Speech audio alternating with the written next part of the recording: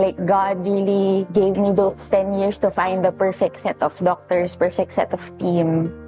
And I think God really wanted me to learn during the 10 years of waiting. So it was really a test of faith, a test of trust, and it was really a test of how far can I wait for this perfect time.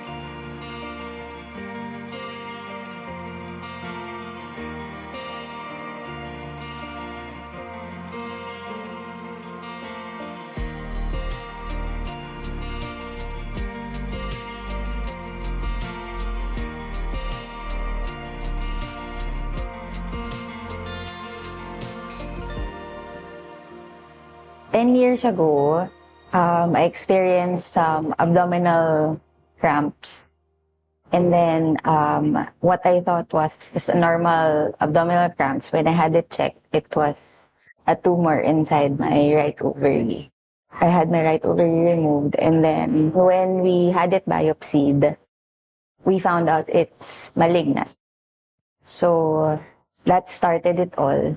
I didn't know how to process it. Everything was a blur after that. So I was crying. My parents were comforting me. And then that night, when I was crying in my bed, a friend called me up. And then she was also actually diagnosed with cancer. So she found out that I was diagnosed also. So she called me and then she said, when I was also diagnosed, her first prayer was prayer of acceptance. That's what I did. So while praying, I was praying for acceptance of the cancer. I was praying for strength. And inside me, I knew I had to fight the cancer. So that's where it started. I had to go through chemo. After the first regimen, there was a kind of parang a lump on my abdomen. I had my CT scan. We found out that there's a bigger mass inside of my abdomen. So the doctors tried another kind of chemo to shrink it, but it wasn't working. We were hoping to have it surgically removed, but the doctors then were saying it was impossible for them to remove it because the mass was lying on my major artery or my aorta. So they didn't want to remove it. They were saying it was impossible, that any moment I can bleed to death on the OR. So we said, okay, let's not do it anymore and then do another session of chemotherapy, still hoping that it will shrink. 2022, I was already feeling some pain inside, like at the back.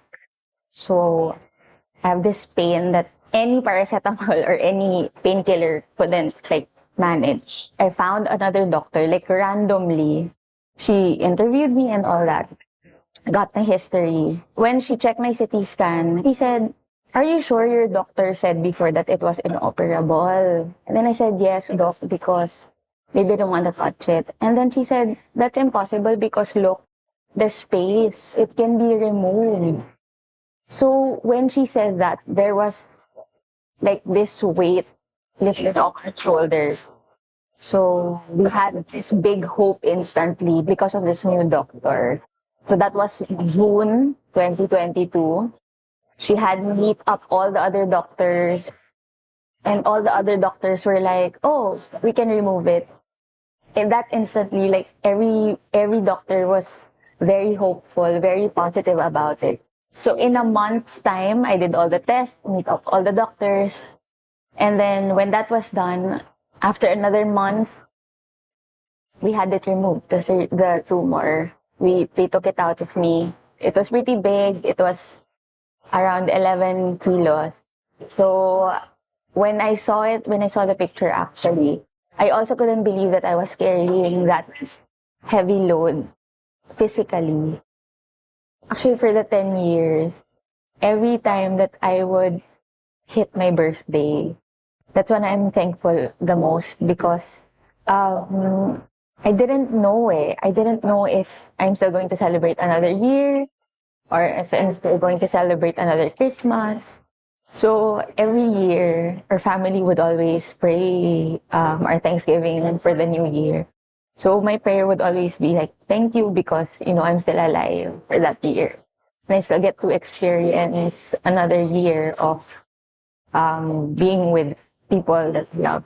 God also sent us a great support system, our family, our friends, the LOJ community. Ever since I was diagnosed, like I would always hear people, like whenever they approach me, like, we're praying for you, we're always here to support you. So I think that was also something that made me feel loved by God because people were there for us eh. It was really a blessing. Like God really gave me those 10 years to find the perfect set of doctors, perfect set of team. And I think God really wanted me to learn during the 10 years of waiting. So it was really a test of faith, a test of trust, and it was really a test of how far can I wait for this perfect time. When I was, recovering, I was feeling so happy because I could fit into normal sized clothes. When the doctor said that I can do physical activities, I was so happy because I couldn't do any of that before. I couldn't go swimming. I couldn't go doing sports. I couldn't really work out the way that I wanted to. So now I'm feeling really happy that I was able to do it. I was able to go travel without, thinking if the people would treat me like I'm a special, like a pregnant person. I was able to go to the beach. I was able to go swimming again. So it was exhilarating to experience normal things that I used to do 10 years ago. Now, I'm still not yet done. I still have to go through another set of treatments, but I am claiming that this is already the last step so that I can really go back to normal routines in my life. So I said to myself, if I was able to wait for 10 years, why not for a few months more? For those who are experiencing sickness or any disease or illness, I pray that you have that prayer of acceptance inside of you. The more you accept it, the more it's easier for you to go through the trials that the Lord will be giving you. For those who want to, someone who's going through an illness, please continue to pray for them. Sometimes you don't need to check up on them every day, but your prayer is a big way of helping them already. Keeping them in your thoughts, that's already okay. And again, it's really the prayer that helps the most.